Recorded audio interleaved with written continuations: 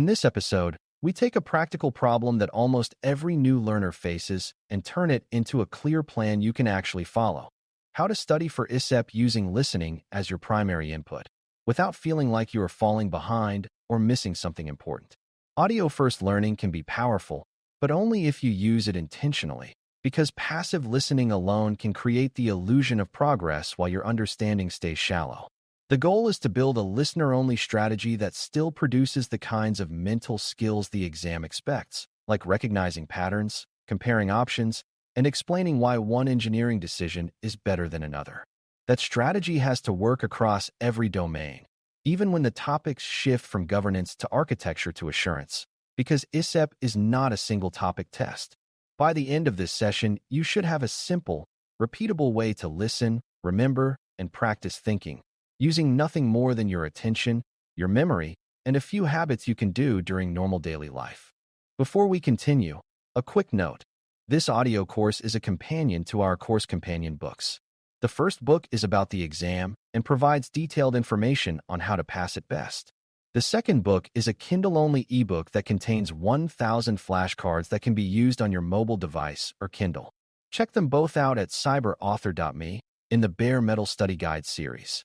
A listener-only approach starts with accepting that you cannot treat every topic the same way because the domains contain different types of knowledge.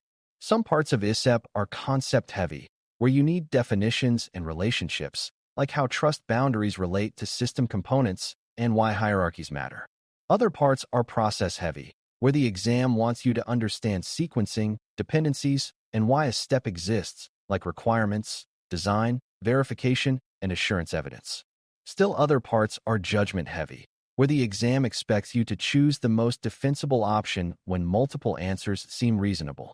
Your audio strategy should adapt to these differences by changing what you focus on during listening.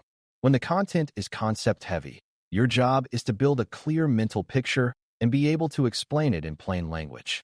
When the content is process-heavy, your job is to remember the purpose of each step and what can go wrong if the step is skipped or done out of order.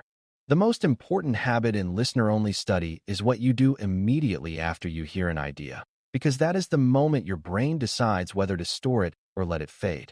Instead of trying to remember every detail, aim to capture the core meaning by restating it to yourself in your own words, as if you were teaching a younger student. This restatement should be short, but it must be specific because vague restatements like that is about security don't create durable memory. A good restatement sounds like, "This concept matters because it tells you where to put controls and where to collect evidence," or "This process step matters because it prevents design decisions from drifting away from requirements." When you do this, you are not just memorizing, you are practicing comprehension. That practice is exactly what you need for exam questions, because questions rarely reward repeating exact phrasing, but they often reward understanding the idea well enough to apply it. To make this work across all domains, you need a simple mental cycle that repeats, regardless of topic. The cycle can be thought of as hear, restate, connect, and test. Hearing is obvious, but restating is where meaning becomes personal, and connecting is where isolated facts become a usable network. Connecting means you ask one quiet question: what does this relate to that I already know? For example, if you learn about security requirements, connect it to architecture by asking how a requirement changes a design choice, and connect it to assurance by asking how you prove that requirement was met. Then you test yourself by imagining a basic exam-style challenge, such as choosing between two approaches or predicting a likely failure if the concept is ignored. This cycle is powerful because it turns audio into active learning without requiring you to write anything down or use tools. Over time, it builds a reflex. You automatically treat each concept as something that must be explained, connected, and evaluated, not just heard. Because you are not relying on notes, you also need a way to organize information in your head so it does not become a pile of disconnected episodes. A useful approach is to build a few anchor themes that show up everywhere in ISSEP, like requirements, architecture, trust boundaries, risk trade-offs, and assurance evidence. Almost every domain can be mapped back to these anchors, even if the surface topic looks different. When you hear a new idea, try to place it under one or two anchors, like "this is about shaping requirements," or "this is about controlling interfaces and trust," or this is about demonstrating evidence and confidence. This mental filing system reduces overload because you are not building 1,000 separate memory slots. You are building a small set of strong categories and hanging new concepts on them. That is a listener-only version of structure, but it feels natural because it works like the way people already organize stories and experiences. Different domains also require different listening modes, and it helps to know when to switch modes so you do not waste effort. When the material is definition-driven, slow your mental pace and focus on boundaries, what the term includes and what it does not include. Many exam mistakes come from fuzzy boundaries, like confusing policy with procedure or confusing design principles with implementation techniques. When the material is relationship-driven, focus on cause and effect, like how a design choice changes risk or how a governance decision changes accountability. When the material is decision-driven, focus on priorities, like why you might choose a stronger control at a boundary rather than inside a component, or why you might prioritize availability in one mission and confidentiality in another. Treat these modes as gears you can shift, because some topics demand clarity while others demand judgment. A consistent gear shift makes audio study feel more controlled and less like information washing over you. To keep memory strong without notes, you need repetition, but not the boring kind where you replay the same content endlessly. What works better is spaced listening with a purpose, meaning you return to a topic after a short delay and try to recall the key ideas before you hear them again. For example, when you begin a new session, spend a minute trying to remember what you learned last time, and only then listen again. That moment of trying to recall is where learning gets reinforced, because it forces your brain to rebuild the idea rather than just recognize it. Recognition is easy and comforting, but recall is what makes knowledge usable under exam pressure. If you cannot recall, that does not mean you failed. It means you found a weak link, and now you know where to focus. This approach keeps listener-only study honest, because it prevents you from confusing familiarity with mastery. Another essential part of your strategy is practicing the kind of thinking the exam will ask for, without needing a screen or a set of practice questions. You can do this by turning concepts into simple comparisons, because most multiple-choice items are comparisons in disguise. After hearing a topic, ask yourself how it differs from something nearby, like how a security requirement differs from a security control, or how verification differs from validation, or how a trust boundary differs from a network boundary. Then ask yourself which is more appropriate in a given situation and why. This prepares you for questions that present two plausible answers and force you to choose the one that best fits the goal and constraints. When you can explain differences and justify choices in plain language, you are building the exact skill set the exam rewards. This also helps you avoid a common trap where you know a term but cannot use it correctly when details shift. Since ISSEP touches systems engineering thinking, a listener-only plan must also build an instinct for life cycle flow, because many concepts repeat at different stages with different meanings. For example, requirements exist early, but they also show up later as things you verify and as constraints you manage when changes occur. Architecture appears as an initial design, but it also becomes a living structure that affects operations, monitoring, and evolution. Assurance is not a single event. It is a continuing confidence story told through evidence, testing, and observation. When you listen, try to place ideas on an imaginary timeline from concept through design, through build, through operation, through change. This timeline makes scattered concepts feel like parts of a single journey, and it helps you answer exam questions that ask about sequencing, dependencies, or what should happen next.